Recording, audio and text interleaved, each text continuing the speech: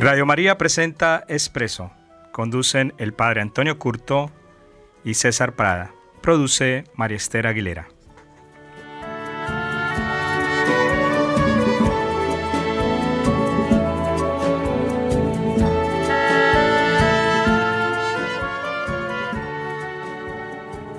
Muy buenos días para todos en Houston. Hoy nuestro programa Expreso número 22. Número 22 de una segunda serie de 12 programas. Nos quedan todavía unos 2 programas más y terminamos nuestra segunda temporada para volver por allá en el mes de... ¿Qué mes, el padre? ¿En qué mes quiere volver? En octubre. Octubre estamos otra vez. Noviembre, vamos a ver. Bueno, ahí vemos, sí, antecitos, pero sí les decimos a todos que volveremos. Nos iremos un ratico, pero volveremos.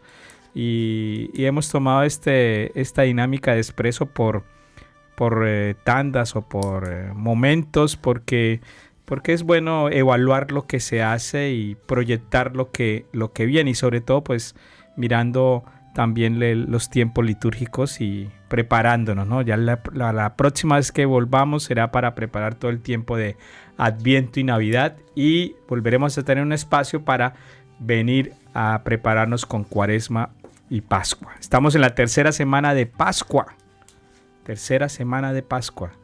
Y pues estamos en nuestro programa Expreso. Para aquellos que por primera vez nos escuchan, recuerden que este es un lugar donde de encuentro para tomarnos un momento de reflexión y de diálogo sencillo, simple sobre lo que es la espiritualidad.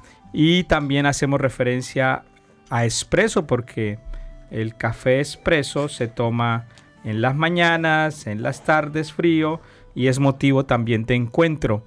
Y pues hemos tomado este nombre como ese parangón, esa metáfora, esa analogía del encuentro a partir del café. Aquí es el encuentro no en torno al café, sino en torno a la espiritualidad, que es del día a día, de momento al momento, de situaciones de la vida que se tienen que discernir y donde les aseguro que Dios está presente. Buenos días, padre. Muy buenos días, muy buenos días. ¿Cómo va esa tos? Ya mejoradito, ¿no? Mejorando, sí, gracias a Dios. Tuvo que ir hasta Toronto para mejorarse. Para allá sí era más frío. Ahora más frío. Más frío. Pero más seco. Más seco, sí. Aquí claro. es un poco más húmedo. Pues nos alegraba mucho que el padre Antonio ya esté recuperando su salud después de unas 3 semanas de intenso trabajo. Y pues esos cambios de clima, ¿no, padre? Sí. Y la predicación, pues hace que el cuerpo se agote y pues bueno, ahora está otra vez recuperándose. ¿Cómo va este tiempo de Pascua, padre? Muy bien, gracias a Dios. Bastante ocupado porque ustedes saben que no, este es el periodo de las primeras comuniones en las parroquias, ¿no? Mayo. El mes de mayo, algunas parroquias lo hacen de la Pascua, por la Pascua. Es muy interesante. Sobre todo los neocatecúmenos. Neocatecúmenos, bautismo, confirmación, primera comunión. Y ve uno ahí cosas experiencias que vivifican, ¿no? Sí. Ver adultos que hacen todo su proceso de preparación en cristianismo. Ajá, sí. De rica y muchos testimonios que vivifican la fe. La fe, sí. Para aquellos que tal vez... Y esto te confirma en la presencia, ¿no?, del Espíritu, el Espíritu Santo que guía la iglesia. Sí, y de cierta manera son un símbolo de algunas críticas que nos hacen a los católicos por el bautismo de niños, ¿no? O sea, yo en la noche de Pascua tuve bautizar niños y adultos. ajá. Niños, adolescentes, adultos, un adulto, una persona adulta. Sí, o sea, la iglesia está abierta a esos espacios, o sea, el espacio de tiempo Sí. no es un criterio fundamental. No, esto te dice como la fe de la iglesia es una fe viva, actual. Esto te dice cómo la comunidad cristiana se desarrolla, crece día a día. Y usando no categorías simplemente matemáticas, ¿no? El número, que lo dice poco el número, sino sobre todo categorías trascendientes, es decir, la fe. Es algo que supera los estrechos límites humanos o de la razón humana, por ejemplo. Y esta semana, este fin de semana tuvimos a los jóvenes, a los jóvenes adultos en la Casa de Retiros, en su escuela de espiritualidad, 22 jóvenes que se toman el tiempo para profundizar y prepararse. Y eso es algo muy vivificador también, ver que jóvenes colocan de sus tiempos, de su tiempo de descanso, de su tiempo de compartir social, de fiestas o de otros compromisos, y van a la Casa de Retiros a prepararse para ellos y para compartir esa experiencia con otros. Y eso también es muy vivificante, así como vivifica ver a niños, adultos y jóvenes en esos procesos de neocatecumenado y en algún caso de conversión, ¿no? Sí. De volver al Padre. Ok, Padre, entonces, Bien. ¿en qué seguimos? Seguimos en nuestra reflexión, en nuestra profundización de la fe. La semana pasada hemos hablado de los Hechos de los Apóstoles, sí, ¿no? Que es la primera lectura de este tiempo en la liturgia de la Santa Misa, de la Eucaristía. Es la primera lectura que se proclama en este tiempo después de la Pascua. Y hemos dicho la vez pasada, ¿no? Que prácticamente los Hechos tienen el mismo autor, Lucas, ajá, que era un pagano convertido, uh-huh, de cultura griega, uh-huh, y que él indagó, da razón de la fe, ¿no? Investigó, indagó y hizo encuestas pidiendo a los que habían sido primeros testigos de primera mano, se dice, ¿no? De los hechos que él iba a narrar.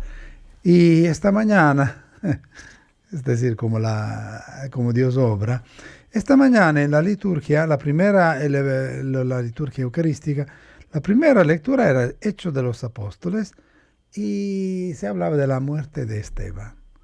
Yo no lo había visto cuando preparé esto. El ¿no? mártir Esteban. Sí, el Esteban Mártires.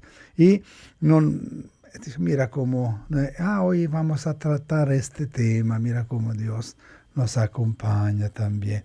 Bien, es claro que el impacto del cristianismo en la sociedad del tiempo fue bastante fuerte, ¿no? Fue bastante significativo. Una comunidad que al principio podría parecer una de las tantas comunidades o de las tantas doctrinas, ¿no? En los Hechos de los Apóstoles se encuentra, ¿no? Deuda que dice al Sanedrín, si es una de las tantas, pasará, ¿no?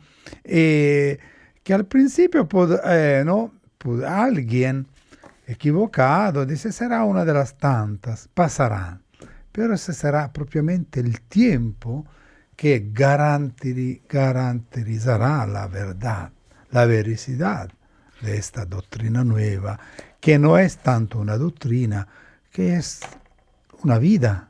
Una vivencia. La vivencia, el Cristo Jesús, el Hijo de Dios, ¿no? El viviente, como escuchamos muchas veces, ¿no? en la Sagrada Escritura. Es decir, Padre, en un primer momento de la historia de la Iglesia, los cristianos eran concebidos como una secta. Una secta.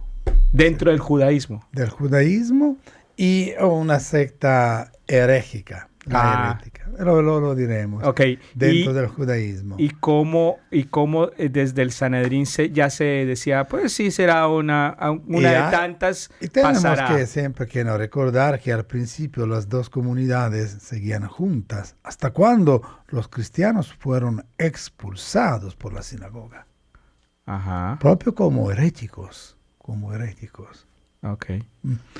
Bien. O sea, estamos en ese contexto. En este contexto. Siempre contextualizamos nuestra fe históricamente. Y hoy se va a profundizar en el impacto de esta primera comunidad tuvo en la sociedad del tiempo judía y romana.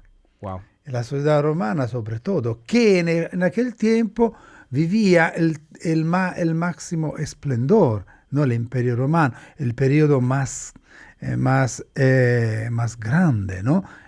Había llegado al top, diríamos en inglés, al culmen de su potencia. Clímax, dicen otros. Clímax, sí, de su potencia, también estratégica, Padre, política también. Y no es descabellado decir que la primera comunidad cristiana está dentro de una sociedad muy religiosa.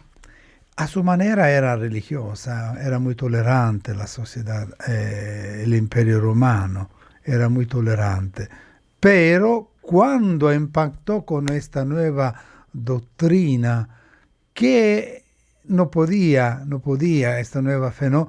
Divinizar la figura del emperador. Ese fue el problema. El problema. Ofrecer el incienso al emperador, que era una criatura humana. Y en el concepto que se tenía en el momento era que el emperador era casi un dios. Era un dios. Divus Augustus, divus Trajanos, divus Caracalla, todos los emperadores habían pasado la divinización de la persona del emperador. Y es claro que esto chocaba mucho con la doctrina cristiana. Ok, ¿no? Claro. Y como chocaba con la fe judía. También. Los judíos, porque dominaron, sí, pero en el aspecto de la fe nunca los romanos dominaron a los judíos. Porque el monoteísmo, el incienso, ¿no? Tenemos nuestro Dios, es solamente uno, ¿no? Yahvé. Pero en el otro lado, que son los judíos, el concepto de Dios era un Dios de unos pocos. Unos pocos, sí. Y unos pocos solamente se daban el privilegio de entrar a lo más íntimo del templo. Sí. Y viene Jesús y les cambia totalmente el paradigma. Y por eso también se convierte en un problema. Sí. Okay. Bien. Sabemos desde el Nuevo Testamento, nos dice que los cristianos, los primeros, comenzando por el mismo Jesús, sufrieron unas persecuciones a manos de los jefes judíos de esa época. Y también el Nuevo Testamento nos relata de las persecuciones por los romanos.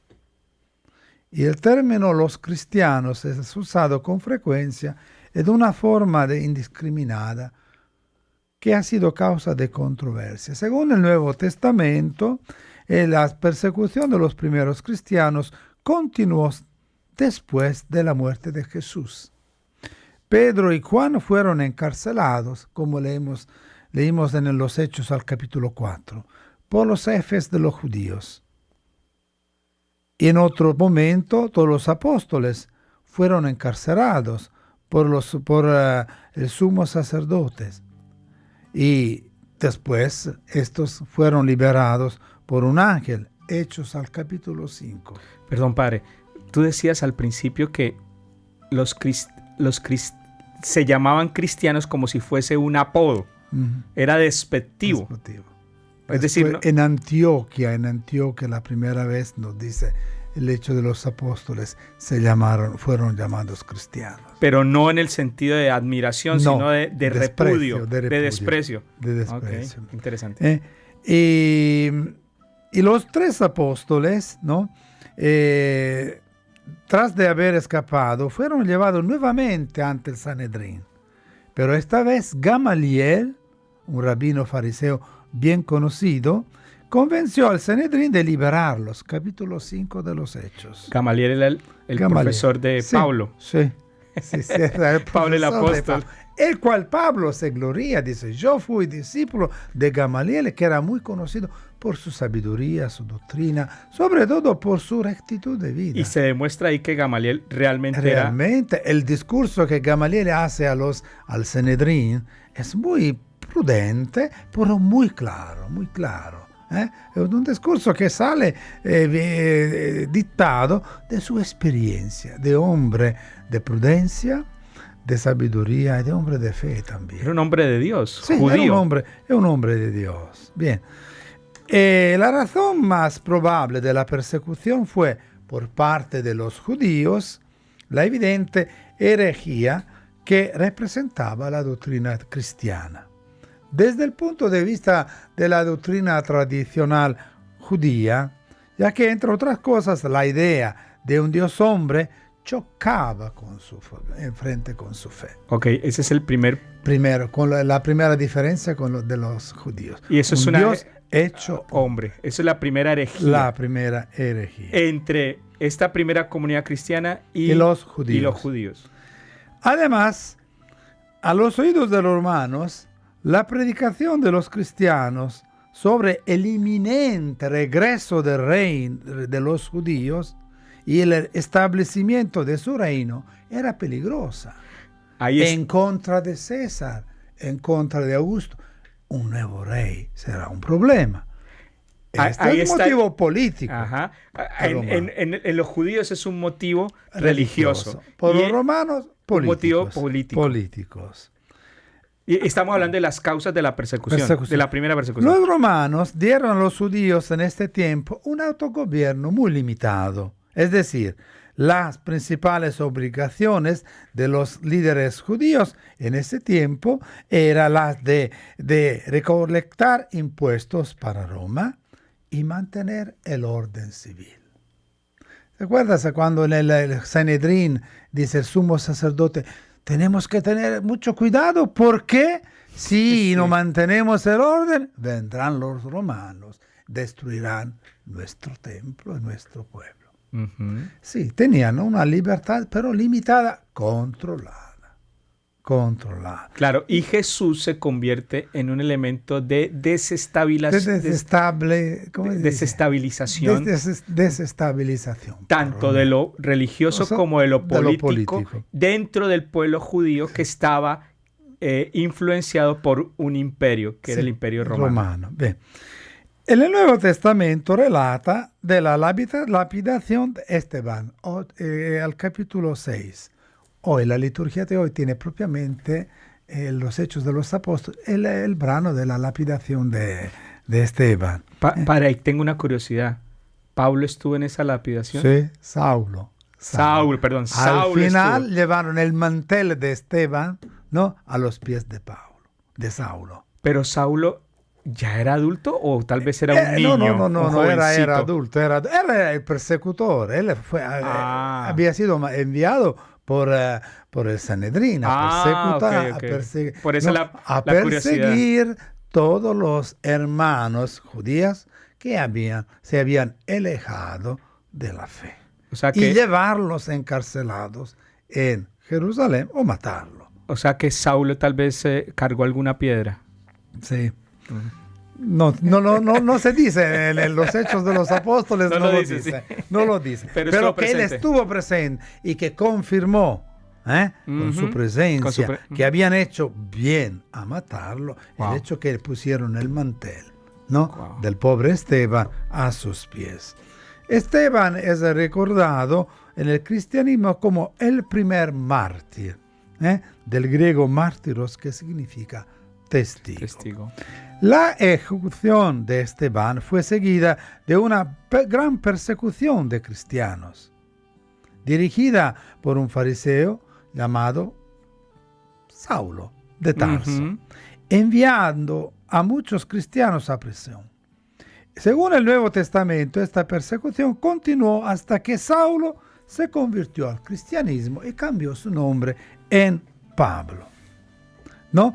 Después de haber visto una luz brillante y oído la misma voz de Jesús en el camino hacia Damasco, donde estaba viajando para encarcelar a más cristianos. Esto lo encontramos en los Hechos al capítulo 9. Y eso no nos hace pensar a muchos, ¿no? Del poder de lo que es Jesús en nuestras vidas, ¿no? Claro. Porque de ser perseguidor a ser ahora el que... Como hemos dicho, ¿no? La vez anterior, la vez pasada, ¿no? Es claro que la conversión de Saulo a la fe por la comunidad judía fue un trauma tremendo. Un trauma tremendo. Como dice, Saulo era como la punta de diamante. Tal vez era la estrella de esa época. La estrella de esta era el líder. Tenía una personalidad, no solamente desde el punto de vista político, sino sobre todo cultural. Y porque una persona culta que conocía muy bien la ley de los padres. Él mismo lo dirá en sus cartas. Yo fui educado a la fe de Israel, de nuestros padres. Mi maestro fue Gamaliel. No tenía vergüenza de sus maestros. Es decir, estaba bien fundado. Y aparte de eso, romano. Su fe era muy fuerte, muy bien, ¿cómo se dice? Salda. Bien, después del martirio de Esteban, Pablo se convirtió. Y en Damasco, los mismos judíos trataron de matarlo. Es curioso. Disculpen, es muy curioso.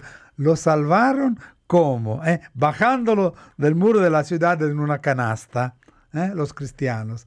Lo bajaron del muro en una canasta y desde Damasco, Pablo, ¿no? Se huyó a Jerusalén. Comprensiblemente, todas las dificultades al principio para convencer a los cristianos de Jerusalén de que él, su antiguo perseguidor, se había convertido y de que ahora estaba siendo perseguido a su vez. Pablo a Hechos al capítulo 9. Y sobre todo, otro atentado en contra de Pablo tuvo lugar por mano de los grecianos, que se trataba un grupo de judíos helenistas, como nos narra el Hechos al capítulo 9, a quienes él debatió mientras estaban dentro y alrededor de Jerusalén. Las razones de la persecución. Hay varias razones importantes e interrelacionadas de la persecución en la iglesia primitiva. En primer lugar, estaba el problema de la identidad. El cristianismo al principio se identificó primero con el judaísmo. En los días del Imperio Romano, el culto a los dioses paganos y al emperador era parte de la vida de todos. Y dos problemas surgieron debido a esto. Primero, los cristianos no participaban en los rituales de los paganos. Segundo, dado que los cristianos rehusaban participar en las actividades religiosas, se convirtieron en una amenaza para el bienestar de la comunidad. Tertuliano, un cristiano convertido, escribiendo en el 196, dijo, es una testimonianza muy importante, un testimonio muy importante. Los cristianos tienen la culpa de todo desastre público y de toda desgracia que sobreviene al pueblo. Esta es la manera de pensar, ¿no? De los romanos. Si el Tíber sube hasta los muros, si el Nilo no sube e inunda los campos, si el cielo retiene la lluvia, si hay un terremoto o hambre o plaga, enseguida surge el clamor, los cristianos a los leones. Porque es claro, ¿no? Los dioses estaban muy irritados. Y los claro, culpables eran los cristianos. Con relación a lo que hacían en sus propias prácticas religiosas, las referencias a comer el cuerpo y la sangre, ¿no?, de Jesús, así como el acostumbrado saludo con un beso, atrajo acusaciones de canibalismo y de incesto en contra de los cristianos. El tercer problema era Padre, es que para cualquier persecución, solamente los detalles más mínimos hacen que suceda esto. Sí, siempre. Y no solamente, y lo vemos ahora también. Lo veremos, espero si tenemos tiempo, las persecuciones hoy en contra de los cristianos. Ajá. Sí. El tercer problema era la naturaleza o el contenido de las creencias de los cristianos. Tácito, el historiador romano más importante de esta época. Historiador también, ¿no? Sí, historiador importante, bien documentado, serio. Romano. Y no sí. era romano, no era cristiano. Tácito hablaba de los cristianos como de una clase odiada por sus abominaciones que sostenían una superstición mortífera. Un dibujo encontrado en Roma de un hombre con una cabeza de asno colgado de una cruz da una idea de los que pensaban los paganos de las creencias cristianas. Finalmente, la renuencia de los cristianos a ofrecer el culto al emperador y a los dioses era considerada una locura, teniendo en cuenta lo que le ocurría si se negaban. ¿Por qué no ofrecer incienso a la imagen del emperador? En una sociedad muy pluralista, la estrechez de las creencias cristianas parecía absurda, especialmente considerando lo que sufrirían los cristianos que no se avenían a hacerlo. Todos estos detalles de la persecución se encuentran en los Hechos. Sí, en los Hechos. O sea, cualquiera de nosotros quiere conocer profundidad. Esta mañana, cuando daba la homilía a un grupo de adolescentes, lo invitaba a leer los Hechos. No como personas de fe, como documento histórico. Documento histórico. Bien, el cristianismo y el Imperio Romano. Cuando murió Jesús en el año 30, existía una estructura política cimentada sobre las bases de una religión politeísta. En el Panteón de Roma, que sigue todavía, transformado en iglesia, se veneraban todos los dioses del imperio. Conquistaban una nueva nación, llevaban el dios o los dioses de esta nación en este templo romano. Eran muy tolerantes de alguna manera. Pero había uno que no tenía nombre, ¿no? Eso. Esto en Grecia, al dios desconocido, en el Areópago. Pero en Grecia, en Roma no. En Roma. Era en Grecia. Okay. Bien. El Imperio Romano era una institución político-militar y sociocultural con una extensión de 3 millones de kilómetros cuadrados. Contaba con certeza no menos de 55 o 60 millones de habitantes. Este era el Imperio Romano, a tiempo del cristianismo. 60. Y también esto favoreció su extensión, favoreció la difusión del cristianismo de alguna manera. Para comparar, Colombia tiene 45 millones de personas, de colombianos. Bien. ¿Cuántos italianos existen ahora? ¿Podemos hablar de qué? ¿10 millones? 60, no sé cuántos. Sí. ¿60 también millones? Sí. Wow. Ahora, pero es claro. Más Antonio. En medio de este gran imperio se hallaba Roma como centro en torno al cual giraba toda la vida del Imperio Romano.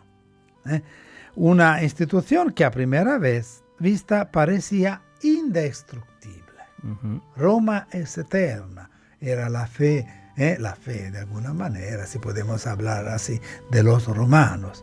Y por eso también en el cristianismo, cuando Roma fue ocupada por las invasiones barbáricas, vacilaron porque habían de alguna manera identificado Roma, la eternidad de Roma con la eternidad de la fe de Cristo. Fue el dilema de San Agustín, por ejemplo. Wow. Sí, es interesante.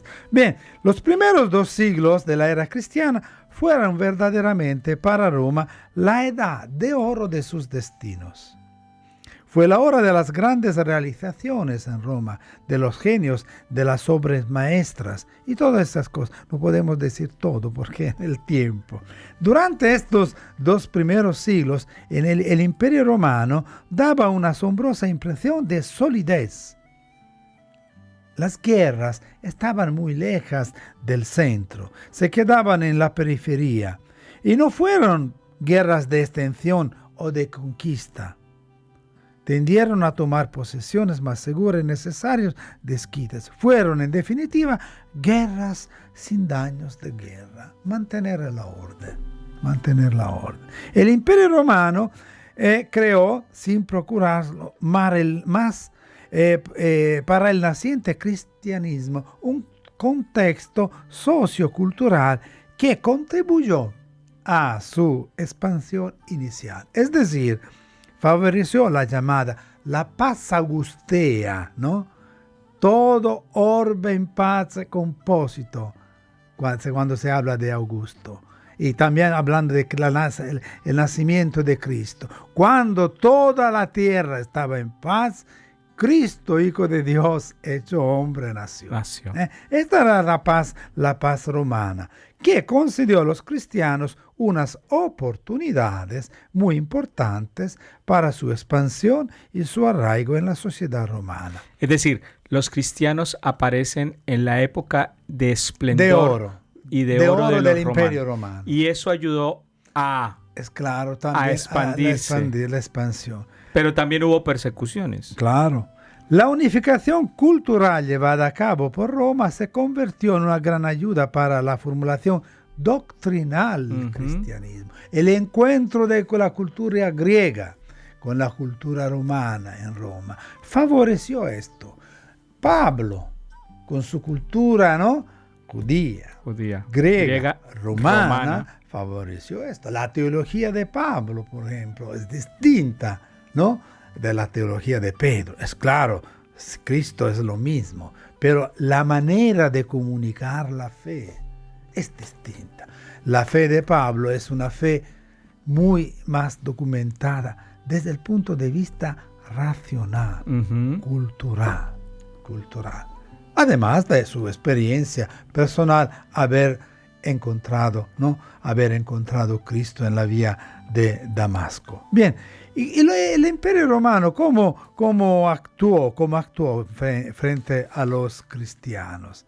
La actitud inicial del imperio fue de total indiferencia.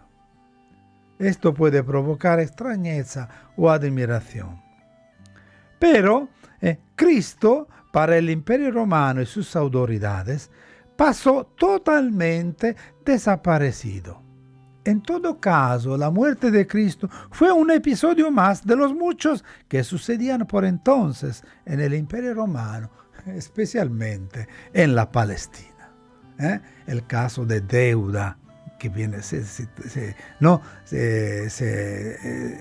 refiere también a este caso, ¿no?, en los Hechos de los Apóstoles. En el Imperio Romano, especialmente en Palestina, donde muy frecuentemente se levantaban algunos revolucionarios contra el poder constituido de Roma, a los que se les aplicaba la ley sin que dejaran huellas dentro de aquella macroestructura político y social que era el Imperio Romano. Tampoco la predicación de los 12 apóstoles, ¿no?, provocó preocupación alguna en las autoridades romanas, esparcida por todo el imperio. Pero el hecho que en Roma, hasta el año 64, los cristianos no fueron considerados como un grupo independiente de los judíos es muy importante. ¿Hasta qué siglo, padre? Hasta el 64. Año 64. ¿Se entendía como un grupo todavía dependiente? ¿O hacía parte de los judíos? De los judíos. Okay. No un grupo independiente. los mismos grupos. En el año 64, fecha del comienzo de la persecución de Nerón, judíos y cristianos ya estaban bien diferenciados. Claro. Y los 3 primeros siglos de la historia de la Iglesia reciben el nombre de época de las persecuciones o también de la época de los mártires.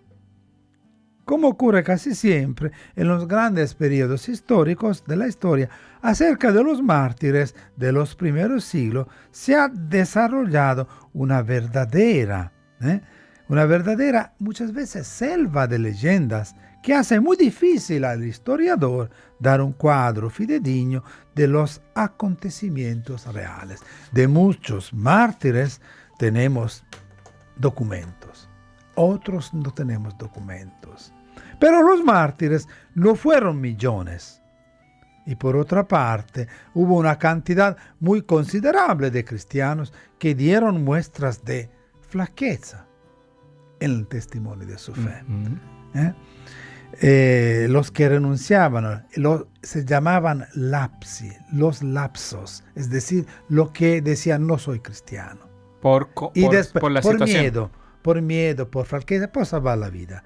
Pero que después volvían a la comunidad y tuvieron que discutir la comunidad cómo aceptar otra vez estos que no habían dado testimonio de su fe. Los lapsos. Bien, desde las persecuciones, entonces, como más tarde, fueron siempre un trance muy amargo y totalmente extinto de romanticismo. Pero la Iglesia no deseó jamás ser perseguida y después de cada tormenta se alegró de que hubiera pasado la persecución. Desde el año 64, en que se dio la persecución de Nerón, hasta el año 313, fecha en que Constantino les concedió la libertad con el famoso Edicto de Milán, cuando Constantino dio la libertad, reconoció el cristianismo como la religión del imperio, y hasta los cristianos tuvieron que sufrir un largo y penoso itinerario. Es el periodo de los mártires. Por eso, durante los 2 primeros siglos, fueron perseguidos en tanto que individuos particulares. En cambio, en el 3er siglo, la persecución se dirigió sistemáticamente contra el cristianismo en cuanto organización. Finalmente, en el 3er siglo, hasta el año 313, la persecución se dirigió globalmente contra los cristianos como individuos y contra la Iglesia como organización. Esto no significa que después de Constantino no tuvieron persecuciones, todo lo contrario. Fueron los cristianos perseguidos por emperadores, ¿no? Los emperadores que eran cristianos, pero que habían rechazado su fe. Por ejemplo, nosotros tenemos en Roma, nuestra casa está los mártires Juan y Pablo. Fueron martirizados por el emperador romano, que había rechazado su fe. Bien. Hay que tener en cuenta, por tanto, que cada cristiano tenía como una espada de Damocles sobre su cabeza en cualquier momento, porque podía ser denunciado como cristiano. Y en menos de 24 horas ser llevado ante los tribunales y verse obligado a apostatar su fe, es decir, renunciar a su fe, o ser condenado, unas veces a muerte, otras veces a la tortura, al destierro, a trabajo forzado, a la confiscación de sus bienes. Algunas personas fueron perseguidas porque eran personas pudientes para confiscarles sus bienes. También por ese. Sí, la historia se repite siempre. Sin embargo, durante esos 250 años, los cristianos gozaron largos periodos de paz, aunque en una u otra región del imperio siempre hubo algunos mártires. Así, desde el año del año 64 hasta el año 313, gozaron de unos 120 años de paz, aunque fuese una paz muy precaria. Y durante unos 29 años, sufrieron persecuciones, siempre, naturalmente, alternándose periodos más o menos largos de paz y de persecución. Había periodos de tolerancia, dependía de los emperadores, ¿no? de los que detenían el poder en Roma. Y la persecución, empezamos con la persecución de los cristianos como individuos particulares bajo el emperador Nerón. Nerón en la historia de la iglesia, en la experiencia cristiana, es un nombre que evoca periodo de una persecución terrible. Y la persecución de los cristianos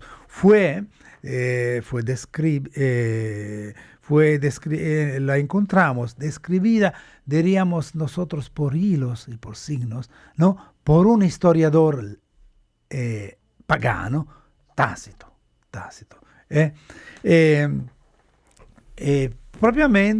Propiamente bajo el emperador Nerón, que vivió desde la persecución desde el 54 al 68. El primer perseguidor fue Nerón. Y durante la persecución de Nerón subieron el martirio Pedro y Pablo. Ellos fueron las primeras víctimas de esta persecución.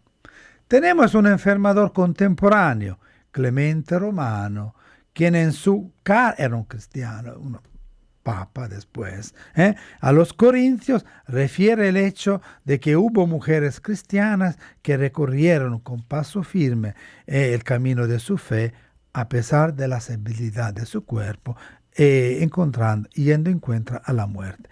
Toda la crueldad que puso bien patente el inhumano tirano Nerón es contenida en una narración de parte pagana, como decía Tácito, la única de esta clase en toda la época de las persecuciones. Tácito, en su historia, narra la persecución y dice que fue ocasionada por el terrible incendio de Roma del 18 de julio del año 64, que de las 14 partes de la ciudad destruyó completamente 3 y 7 parcialmente. Nerón quería reconstruir Roma. Ajá. Había, ¿no? Ahora, como diríamos, las partes pobres de la downtown, no en el sentido inglés. Downtown, la parte baja, más pobre. Bueno, más ¿no? pobres. La suburra se llamaba. Los suburbios. Se llamaba propiamente la suburba. Ah, suburba. Suburba, sí, Ah, se llamaba así. Es cerca, históricamente, localmente, localizada cerca entre el altar de la patria actual, entre el Campidoglio y entre el Colosseo. Se llamaba la suburba. También porque morfológicamente, hoy sigue todavía esta parte, era una zona muy, muy difícil también. De transitar, tal vez. De transitar, sí. Y los caminos muy estrechos. Las casas eran de madera. Y él quería, la casa de Nerón estaba enfrente, el Conleopio se llama, ¿no? Él quería, cuando miraba esta parte, no le gustaba. No le gustaba ver las casitas de madera. Quería amplificar, reconstruir una nueva. Y ahí empezó el incendio. El incendio fue procurado por él. Exacto, quería reconstruir. Pero okay, para liberarse, él dio la culpa del incendio de la ciudad a los cristianos. Según hace notar Tácito, fueron convictos no tanto de la causa del incendio, cuanto de odio en contra del género humano, y castigados con tormentos refinadamente crueles que el mismo Tácito describe detalladamente. Padre, ahora que tú hablas de Tácito, mucha gente estará diciendo, ¿dónde podemos encontrar al historiador Tácito. Tácito se encuentra. Hay no sé hay algunos escritos en español. españoles. No lo sé esto, disculpen. Pero la historia de Roma. ¿Hay algún libro de Tácito? La historia. La historia de Tácito. Debe existir en español. Sí, no sé, pienso que... Y es una descripción de las persecuciones sí. desde el punto de vista como romano, Tácito era familiar de Nerón.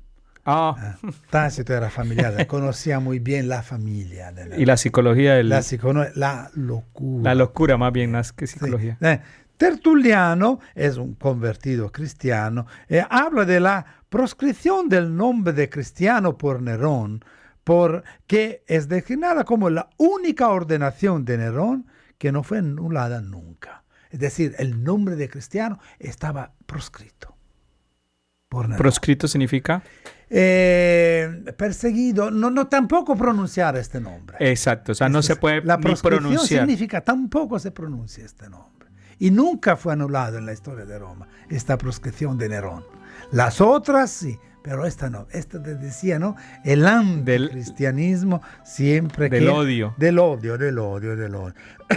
La proscripción del nombre cristiano había sido el único institutum de neroniano que en la damnatio memoriae no se habría borrado. Es la damnatio memoriae, se dice en la alta cultura latina. El relato de Tácito, según el cual la acción de Nerón contra los cristianos no tuvo fundamento alguno, sino que nació de un capricho del tirano que quiso echarse así de encima la sospecha del incendio que pesaba sobre él. Los cristianos fueron crucificados y encendidos como antorchas para iluminar el Colle Oppio, que eran los jardines del palacio de Nerón. Esto no los dice Tácito. Por noches. Y los leones también, ¿no? Los leones es después. ¿Es después? Ok. Sí, después. Ahora bien, el cristianismo no cesó jamás de existir en Roma, no obstante las persecuciones, y no se da ninguna prueba para concluir que la persecución de Nerón se extendiese más allá de los confines de Roma. Y Tertuliano, que hemos citado antes, dice, la sangre de los mártires, tengo que traducir desde la latina a español, la sangre de los mártires fue una semilla para nuevos cristianos, porque muchos, viendo esta fortaleza, la firmeza en la fe, muchos vinieron a la fe, se convirtieron en presencia de este espectáculo horrendo. Por eso, la persecución de Nerón tuvo un otro efecto. Ella significó la moral proscripción del nombre cristiano, que mediante la inclusión del cristianismo de Roma en la cuestión del origen del incendio, ante la consideración pública, fue marcado con el sello de ejemplo digno de abominación y de abyección y maldad. La proscripción es un nombre abominioso. Nunca pronunciar este nombre. A la muerte de Nerón en el año 68, la Iglesia gozó de paz y tranquilidad. Y la dinastía flaviana, se llamaban así las familias de los emperadores, representada por Vespasiano y Tito, la trató con mayor tolerancia, olvidándose prácticamente de la ley de Nerón. Es decir, Nerón era de la familia de los Flavios. Sus sucesores, Vespasiano y Tito, fueron bastante tolerantes. El Tito que destruyó, pero, Jerusalén. Jerusalén fue y la diáspora, es decir, la dispersión, hemos hablado, la dispersión de los judíos en todos los rincones del Imperio Romano.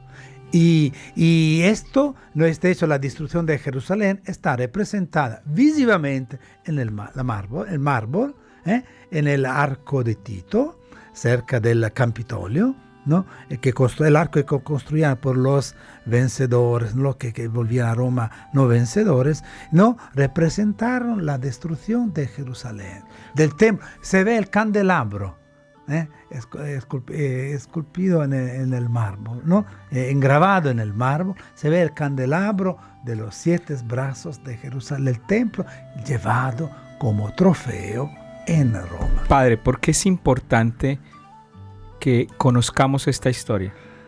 Es importante. O sea, para los que hemos estado escuchando, hablamos de Tito, de Tácito, de Flavio, de Damasco, de Gamaliel. Pues yo digo siempre, ¿Por qué, padre? ¿Por qué? Fides querens intellectum, decía Santo Tomás. La fe es inculturada, encarnada en la historia y con la inteligencia, también con los documentos. Dios hecho hombre, ¿qué significa? Uh-huh. Jesús que vivió la experiencia, la del ser humano. Nació el día tal, se murió el día tal. La historia. Dios que entra en la historia humana. Dios que vive la misma historia. Dios que a su manera corrige esta historia. Y de cierta manera, intervenciones de Dios en la historia. Exacto. Y cómo una experiencia, la experiencia de la resurrección, ¿no? La experiencia de la resurrección llevó a la valentía de estos primeros cristianos de enfrentar estas situaciones. Y esto te dice que un grupo de 12 pescadores ignorantes, ¿no? Han cambiado el rumbo de la historia. Esto humanamente no es posible. Humanamente no es posible. Eran iletrados. Solo Pablo era, pero después la obra. Pasado domingo, cuando hemos proclamado, ¿no? la palabra, Pedro que hace el discurso antes del Sanedrín. Ajá. El mismo, pobre Pedro, un pobre pescador que había traicionado a Jesús, que habla con autoridad, lo acusa, ustedes lo han crucificado. Él mismo dice, esto fue por obra del Espíritu, y ustedes ahora se dan cuenta, porque Pedro admite de alguna manera que su discurso el día de Pentecostés no es Pedro que está hablando, ¿no? Es el Espíritu de Dios que lo está guiando, lo está empujando. Amén. Amén. Ok, Padre. Muchas gracias, Padre, por esta información importante para todos los que nos escuchan. Les recuerdo, si quieren volver a tener estos programas, váyase al canal de YouTube, Instituto Pasionista de Espiritualidad, y ahí lo pueden conseguir. O llamen a Radio María y le ayudan a Radio María con los CDs que los hace Radio María para ustedes. Gracias por su sintonía.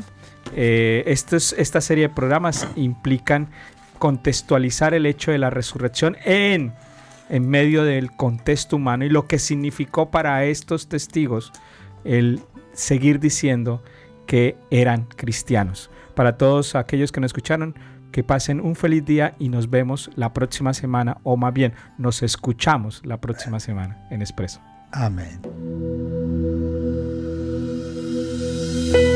Si este programa ha sido de tu agrado y deseas adquirirlo, lo puedes hacer llamando a nuestras oficinas al 713-939-0470.